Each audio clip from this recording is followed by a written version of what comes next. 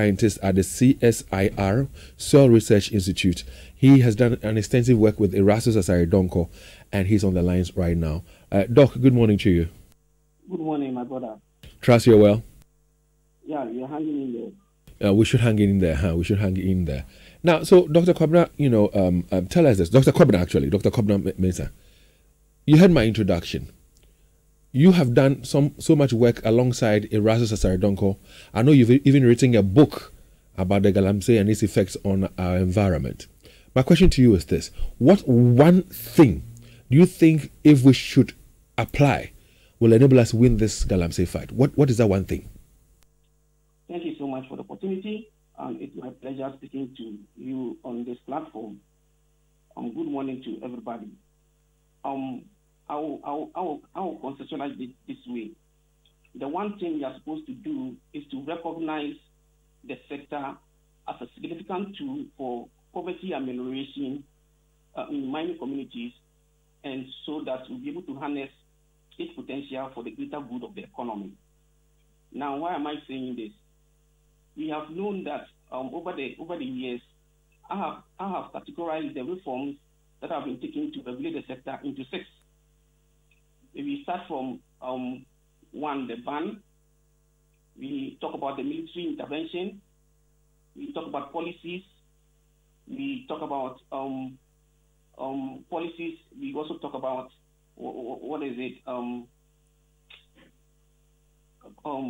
this particular one, community mining, and also the other one is alternative livelihood programs. Now, so these 6 main reforms have been taken towards the sector. Yet, so we have not been able to fight what people call as the menace. This is also because of the fact that there are what is called, underpinning variables that make it very difficult for all these reforms to be sustainable. Now, when it comes to Galamsey, I emphasize that there is a need to recognize the sector as an effective tool in mining areas to reduce poverty, and so that we can harness its potential for the greater good of the economy. Now, these underpinning factors can be categorized into 5: the economy, the social factors, the institutional factors, political factors, and technological factors. Now, let me take you through the economy. Why the economic factor makes it difficult for the Galamsey to be checked. Now, when we come to the economic factor, we realize that when you go to mining areas, the Galamsey, as a matter of fact, offers an avenue to people in the mining communities in terms of job creation. Now, my brother, there's something we call enclave economy. When we talk about enclave economy means that there's this particular job sector or corporation that actually is not easy for the people to enter. Now, why am I saying this? When you go to mining areas in Ghana, the large-scale mining corporations have what is called enclave economy. So they require sophisticated skills and requirements before they can employ the people in the mining communities. Now, this sophisticated skills and education is actually lacking in the mining communities. So what happens is that the mining communities, which are the large-scale mining corporations, are operating without actually employing the people in the mining community.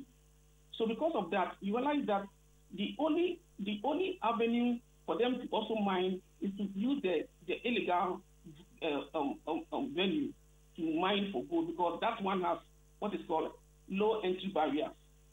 Now, the other thing we can talk about is social. Now, when it comes to artisanal mining, now it must be emphasized that before 1989, the major form of mining was the artisanal mining. People were doing their mines. Then, in 1989, as part of the economic recovery program, they made it a requirement that before you mine, you're supposed to actually apply for licensure before you can mine. So this actually made people become illegal because they were not actually getting the licensure to be able to mine. Now, the small-scale mining law, especially Act 703, stipulates that any Ghanaian who is 18 years and above can apply for licensure to mine. But how come it has become difficult that since 1989, we have not been able to control this particular menace? It is also because the Galamsey, which is the actual mining for the people, forms an integral part of the people's livelihood component. Now, when you go to mining areas, you realize that the major form of occupation is the artisanal small-scale mining, and it is the people around which all other economic activities revolve. Now, in the 1980s and in the 90s, when you go to places like Pistia, to places like Konongo, places like Dumase or Boise, you realize that the economy is booming because the actual mine for the people, which is the artisanal mine, is happening. So we realize that, as a matter of fact, we have not been able to control this because the people see it as part of their lives. So when you come into government and you want to stop them, they will resist with all sorts of... And indeed, Dr. Kobina, they are resisting. So my question again is, tell us one thing that you believe if we should implement or execute very well will help us to win this battle. One thing. Okay, so if I'm to go by that one, then I would say that the first thing we are supposed to do is to look at the distribution of the mining revenue.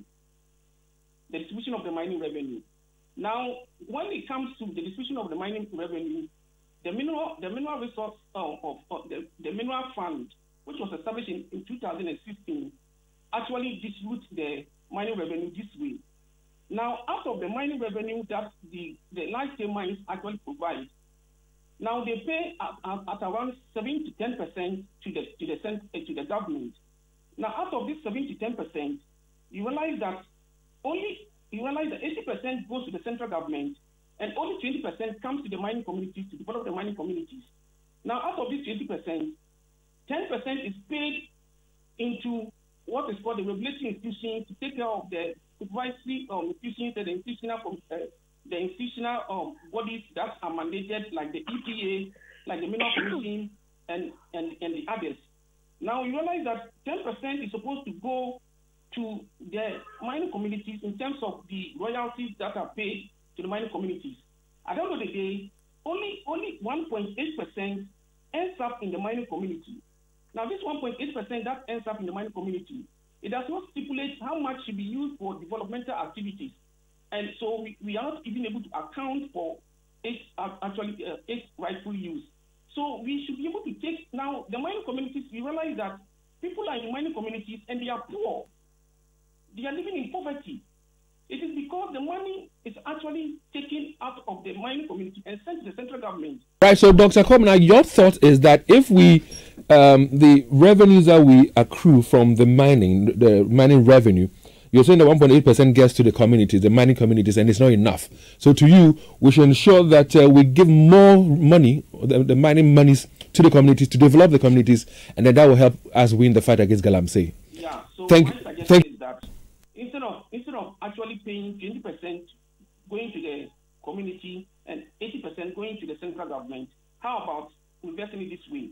Let's make 70% go to the community where the mining is taking place, and let's make 30% go to the central government. Thank you very much, Dr. Kobina. There.